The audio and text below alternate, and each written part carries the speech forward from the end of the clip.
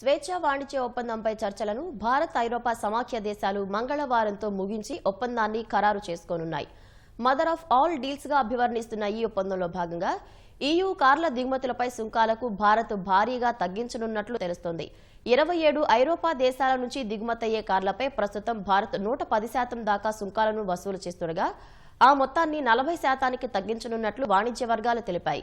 దాదాపు 16 లక్షల రూపాయల కన్నా ఎక్కువ దిగుమతి ధర ఉన్న కార్లపై సుంకాలను తగ్గించనుంది.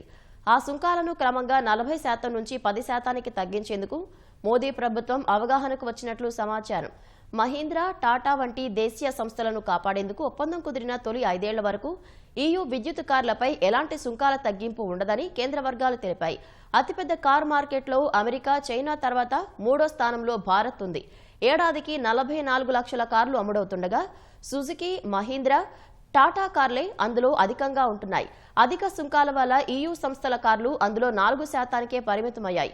తాజా ఒప్పందంతో రెనాల్ట్, ఫోక్స్‌వ్యాగన్, బెంజ్, BMW వంటి యూరోపియన్ ఆటో దిగ్గజాలకు భారత మార్కెట్లో ప్రవేశం సులభతరం కానుంది.